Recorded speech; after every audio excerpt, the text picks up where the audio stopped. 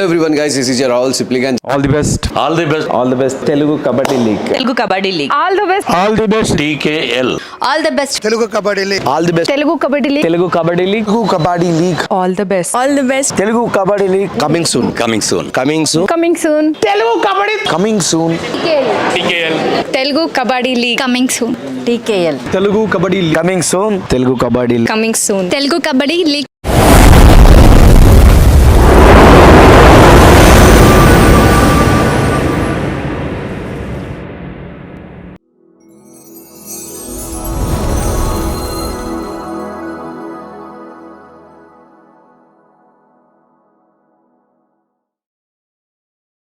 Hello, welcome to my show నిజం with Naresh Roy.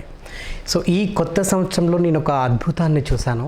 అంటే అప్పటికే ఆమె అందరికీ సుపరిచితురాలు, బట్ నేను మాత్రం చూసింది ఆ కొత్త సంవత్సరం రోజే. సో అదే రోజు ఆవిడకి కాల్ చేయడం జరిగింది. సో ఆవిడ ఈరోజు మన ముందు ప్రత్యక్షంగా కూర్చున్నారు. సో ఆవిడని చూసినప్పుడు నిజంగా నాకు అంటే తనను ఏమనాలో కూడా ఇప్పటికీ నేను కన్ఫ్యూజన్లోనే ఉన్నాను.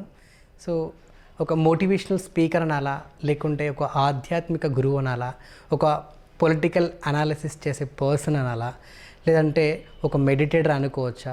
ఇప్పటికి కూడా నాకు అర్థం కాని సిచ్యువేషన్లో ఉన్నాను. తనను ఎలా పిలవాలో కూడా నాకు అర్థం కావట్లే.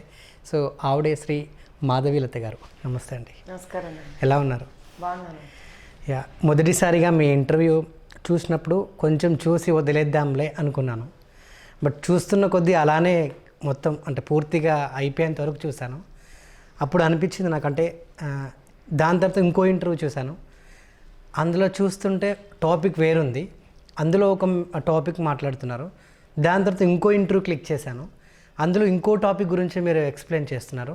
దాని తర్వాత ఇంకో టాపిక్, అలా అంటే చూస్తున్న కొద్దీ టైం తెలవట్లేదు నాకు. అంటే ప్రతి ఇంటర్వ్యూలో ఏదో కొత్తదనమే చూస్తున్నాను. అసలు అంటే ఒకవేళ ఈవిడ మన ఇంటర్వ్యూకి వస్తే నేను ఏం క్వశ్చన్స్ చేయాలి, దేని గురించి అడగాలి, ప్రపంచంలో ఉన్న అంటే మనకు కావాల్సిందంతా కూడా తనలో ఉంది. అసలు తను ఏం చదివారు ఏంటి అనేది కూడా నాకు ఇప్పటికి కూడా కన్ఫ్యూషన్లో ఉన్నామ్మ. Seriously hats off to you.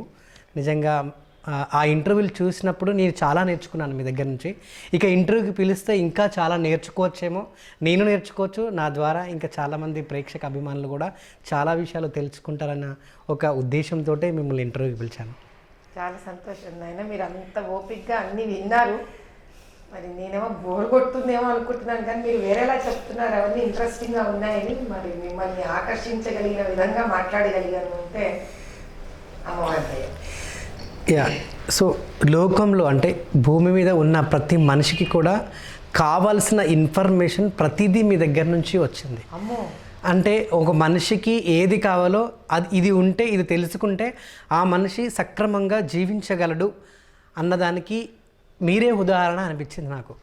అంటే అన్ని విధాలుగా మీరు అంటే అన్ని ఎవరైతే వాళ్ళు ప్రశ్నలు వేశారో అన్నిటికి కూడా దానికి సరైన సమాధానం మీ దగ్గర దొరుకుతుందన్న ఉద్దేశంతోనే నేను పిలిపించాను. అండ్ మొదటిసారిగా అంటే మీరు నాకు తెలిసి మీకు కూడా ఎన్నో అనుభవాలు ఉంటాయి. సో ఆ అనుభవాల నుంచే మీరు చాలా నేర్చుకుని ఉంటారు. కొన్ని మీరు మీ పెద్దల దగ్గర నుంచి నేర్చుకుని ఉంటారు, మీ గురువుల దగ్గర నుంచి నేర్చుకుని ఉంటారు.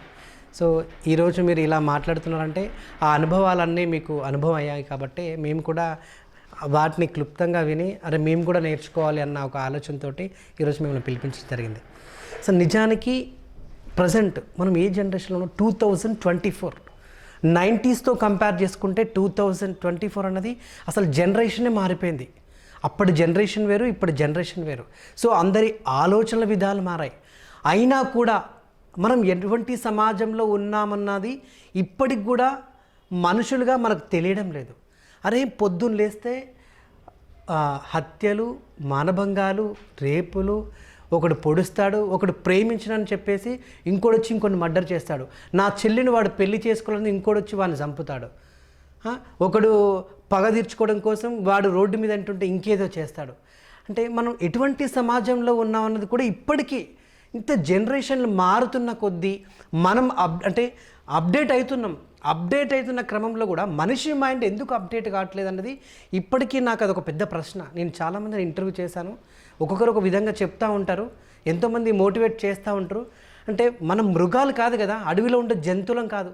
ఈవెన్ ఒక డాగ్కి నిజంగా కొద్ది రోజులు దానికి 2 రోజులు అన్నం పెడితే విశ్వాసంగా మనతో ఉంటుంది. అటువంటి విశ్వాసం కూడా మనిషికి లేదని నేను అంటున్నాను. అంటే ఎటువంటి సమాజంలో మనం బ్రతుకుతున్నాము ఇవన్నీ చూస్తుంటే ఒక్కొక్కసారి అనిపిస్తుంది, అంటే నేను పెళ్లి చేసుకున్నాక నేను కూడా ఒక అమ్మాయిని కంటే అసలు ఎట్లాంటి పరిస్థితిలో ఉండాలేమో అన్న భయం ఇంకా ఉంది సీరియస్లీ. సో ఇది నేను అడగాల్సిన మొదటి ప్రశ్న. అసలు దీని గురించి మీరు నిజంగా జనాలకి అసలు ఏం చెప్తారేంటి?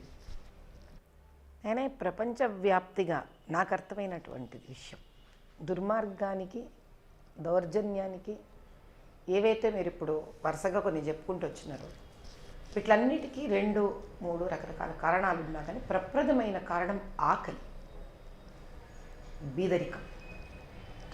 మీకు ఎక్కడో ఒక చోట మీరు వేరు తీసుకుంటూ వెళితే మీకు ఆకలి బీదరికం అనే ఒక వేరు బయటకు వస్తుంది. కొన్ని సమస్యలకి వేరే కొన్ని సమస్యలకు దీని క్వైట్ ఆపోజిట్ తృప్తి లేనితనం, తృప్తి ఉండకపోవడం. ఎంత వచ్చినా ఇప్పుడు లేనివాడు ఆ ఆకలి బాధలో తప్పులు చేస్తే కడుపు నిండినవాడు ఇంకా ఇంకా ఇంకా తృప్తి చెందక ఇంకో రకమైన తప్పులు చేస్తున్నారు.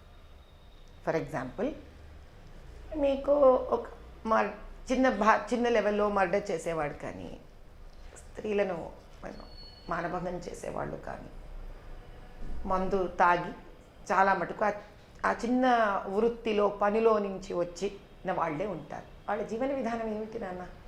ఆ తిండి కూడా దొరక్క అక్కడి నుంచి కూలీనాలి చేసుకుంటూ, ఆ కూలీనాలి చేసుకున్న ద్వారా మీకు యూజువలీ ఇవి చిన్న చిన్న బండ్లు నడిపే వాళ్ళు సామాన్యంగా ఉంటారు.